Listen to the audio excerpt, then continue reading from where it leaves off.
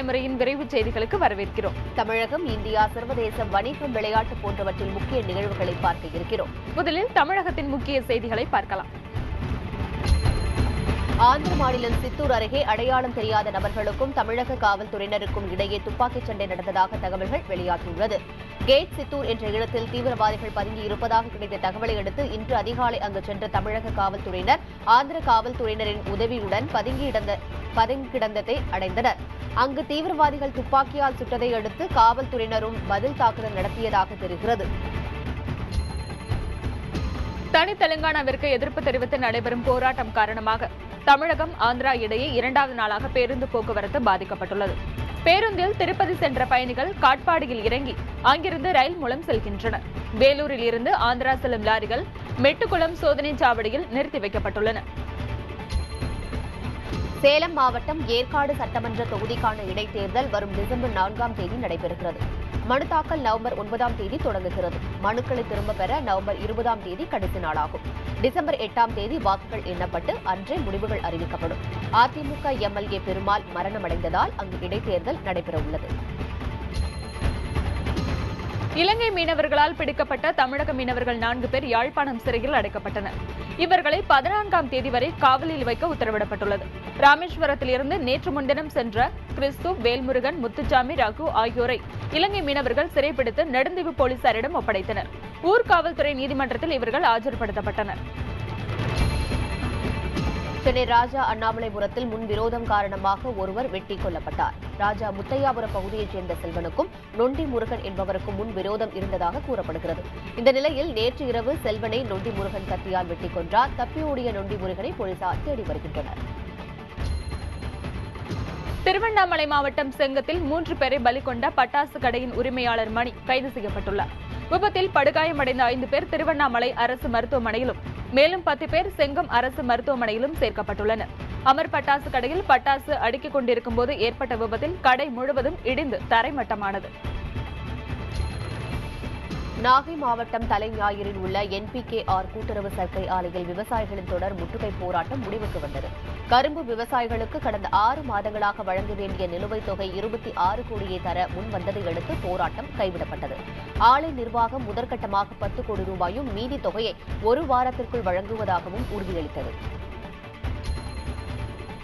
நாமக்கல் மாவட்டம் பரமத்தி வேலூர் அருகே இரு தரப்பினர் இடையே ஏற்பட்ட மோதலை தொடர்ந்து போலீசார் குவிக்கப்பட்டுள்ளனர். பாலப்பட்டியில் தமிழரசு என்பவருக்கு சொந்தமான வாழை தோட்டத்தில் சிவநாதன் என்பவரது மாடு மேய்ந்ததாக கூறப்படுகிறது. இதனால் இரு தரப்பினரிடையே ஏற்பட்ட வாக்குவாதம் மோதலில் முடிந்தது. இதில் ஒருவர் காயமடைந்தார். நிலைமையை கட்டுக்குள் கொண்டுவர போலீசார் பாதுகாப்பு பணியில் ஈடுபட்டுள்ளனர். காஞ்சிபுரம் மாவட்டம் கல்பாக்கம் அணுமின் நிலையத்தில் பணியில் ஈடுபட்டிருந்த போது திருச்சியைச் சேர்ந்த விஞ்ஞானி சிவராமகிருஷ்ணன் கடலில் தவறி விழுந்து உயிரிழந்தார். நீண்ட நேர போராட்டத்திற்கு பிறகு அவரது உடல் மீட்கப்பட்டது. இவரது மனைவி தனியார் பள்ளியில் ஆசிரியராக பணிபுரிகிறார். இவருக்கு 2 பெண் குழந்தைகள் உள்ளனர். காஞ்சிபுரம் மாவட்டம் அச்சிறுபாக்கம் அருகே நகைக்காக மூதாட்டியை கொன்ற நபரை பொதுமக்கள் பிடித்து காவல்துறையினரிடம் ஒப்படைத்தனர். தப்பியோடிய மற்றொருவரை காவல்துறையினர் தேடி வருகின்றனர். முனியம்மாள் என்ற அந்த மூதாட்டி வயலில் வேலை செய்து கொண்டிருந்த போது மேலமையூரை சேர்ந்த முருகன் என்பவரும் மற்றொரு நபரும் நகைக்காக மூதாட்டியின் மூக்கு மற்றும் காதை அறுத்தனர். இதுவரை தமிழக நிகழ்வுகளை பார்த்தோம். இனி தேசிய அளவிலான முக்கிய செய்திகளை பார்க்கலாம். ஜம்மு காஷ்மீரின் கெரான் பகுதியில் தீவிரவாதிகளுக்கும் இந்திய ராணுவத்திற்கும் இடையிலான சண்டையில் 4 தீவிரவாதிகள் கொல்லப்பட்டதாக ராணுவம் தெரிவித்துள்ளது. கெரான் பகுதியில் ஊடுருவியுள்ள தீவிரவாதிகளுடன் நடந்து வரும் சண்டையில் கடந்த 24 மணி நேரத்தில் 7 தீவிரவாதிகள் கொல்லப்பட்டதாக ராணுவம் தரப்பில் கூறப்பட்டுள்ளது. போர் நிறுத்த ஒப்பந்தத்தை மீறி ஜம்மு காஷ்மீர் எல்லையில் பாகிஸ்தான் ராணுவம் மீண்டும் துப்பாக்கிச் சூடு நடத்தியுள்ளது. பூஞ்ச் மாவட்டத்தின் மெந்தார் பகுதியில் உள்ள இந்திய நிலைகளை குறிவைத்து தாக்கிய பாகிஸ்தான் ராணுவத்துடன் மாலை 3:30 மணி முதல் தொடங்கி 5 மணி வரை சண்டை நடந்தது. ஜம்மு காஷ்மீர் எல்லையில் பாகிஸ்தான் ராணுவம் இந்த ஆண்டு மட்டும் 105 முறை தாக்குதல் நடத்தியுள்ளது. பயங்கரவாதிகளுக்கு ஆதரவாக பாகிஸ்தான் அரசு செயல்படுவதை ஏற்க முடியாது என குடியரசுத் தலைவர் பிரணாப் முகர்ஜி தெரிவித்துள்ளார். பெல்ஜியம் சுற்றுப்பயணத்தின் போது செய்தியாளர்களிடம் பேசிய அவர் பாகிஸ்தானுடன் நட்புறவையை விரும்புவதாகவும் அதற்காக எல்லைப் பகுதியில் அத்துமீறல்களை ஏற்றுக்கொள்ள முடியாது என்றும் கூறினார். தெலுங்கானா எதிர்ப்பு போராட்டங்களால் ஆந்திராவில் இயல்பு வாழ்க்கை பாதிக்கப்பட்டுள்ளது. திருப்பதி, சித்தூர், விசாகப்பட்டினம் உள்ளிட்ட பல நகரங்களில் வாகனங்களுக்கு ஆர்ப்பாட்டக்காரர்கள் தீ வைத்து கொளுத்தினர். விஜயநகரத்தில் மாநில காங்கிரஸ் தலைவர் சத்யநாராயணவுக்கு சொந்தமான கல்லூரி மற்றும் மருத்துவமனை சூறையாடப்பட்டது. போராட்டம் நடைபெறும் பகுதிகளில் பள்ளி, கல்லூரிகள் மூடப்பட்டுள்ளன. தெலுங்கானா விவகாரத்தில் மத்திய அரசின் முடிவை எதிர்த்து தெலுங்கு தேசம் கட்சித் தலைவர் சந்திரபாபு நாயுடு, ஒய்எஸ்ஆர் காங்கிரஸ் தலைவர் ஜெகன்மோகன் ரெட்டி ஆகியோர் இன்று உண்ணாவிரத போராட்டத்தை தொடங்குகிறார்கள். ஆந்திர மக்களின் உணர்வுகளை மதித்து அரசு மதிக்கவில்லை என்று சந்திரபாபு நாயுடுவும் குடியரசுத் தலைவரை சந்தித்து முறையிடப் போவதாகவும் ஜெகன்மோகனும் தெரிவித்துள்ளனர்.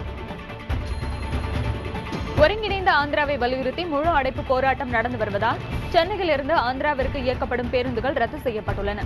சென்னையிலிருந்து திருப்பதி உள்ளிட்ட பல்வேறு பகுதிகளுக்கு செல்லும் பேருந்துகள் நிறுத்தப்பட்டுள்ளன. பேருந்துகள் முற்றிலும் நிறுத்தப்பட்டுள்ளதால் கோயம்பேடு பேருந்து நிலையத்தில் பயணிகள் ஏமாற்றத்துடன் திரும்பினர். தெலுங்கானா அமைப்பதற்கான அமைச்சர்கள் குழுவின் தலைவராக மத்திய நிதியமைச்சர் ப. சிதம்பரம் நியமிக்கப்படலாம் என தகவல்கள் வெளியாகியுள்ளது. 10 பேர் கொண்ட இந்த குழுவில் அமைச்சர்கள் சுஷில்குமார் ஷிண்டே, கபில் சிபில் உள்ளிட்டோர் இடம்பெறலாம் என தெரிகிறது. தெலுங்கானா அமைப்பது குறித்த அறிக்கையை 6 வாரங்களுக்குள் அமைச்சர்கள் குழு தயாரிக்கும் என்று மத்திய அரசு வட்டாரங்கள் தெரிவிக்கின்றன. பயணிகள் ரயில் கட்டணத்தை உயர்த்த ரயில்வே அமைச்சகம் முடிவு செய்துள்ளது.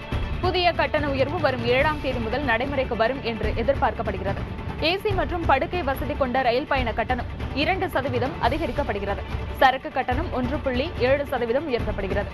புறநகர் மற்றும் சாதாரண ரயில் பயணிகள் கட்டணத்தில் எந்தவித மாற்றமும் செய்யப்படாது என்று கூறப்பட்டுள்ளது.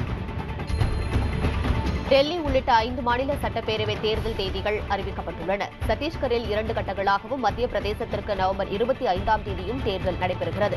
ராஜஸ்தானிற்கு டிசம்பர் 1ஆம் தேதியும், டெல்லிக்கு டிசம்பர் 6ஆம் தேதியும், மிசோரமில் டிசம்பர் 4ஆம் தேதியும் தேர்தல் நடைபெறும். புதுச்சேரி மருத்துவமனையின் கட்டுமான பணிகளில் நடைபெற்ற முறைகேடுகள் குறித்து சிபிஐ விசாரணைக்கு உத்தரவிடக் கோரி ஜிப்மர் பாதுகாப்பு குழுவினர் ஆர்ப்பாட்டத்தில் ஈடுபட்டனர். தலைமை தபால் நிலையம் முன்பு நடந்த ஆர்ப்பாட்டத்தில் இலவச மருத்துவம் வழங்க வேண்டும், வேலை வாய்ப்பில் புதுச்சேரியை சேர்ந்தவர்களுக்கு முன்னுரிமை அளிக்க வேண்டும் என்ற கோரிக்கைகள் வலியுறுத்தப்பட்டன. ஒரு சிறிய இடைவேளைக்கு பிறகு விரைவுச் செய்திகள் தொடரும். இணைந்திருங்கள் புதிய தலைமுறையுடன்.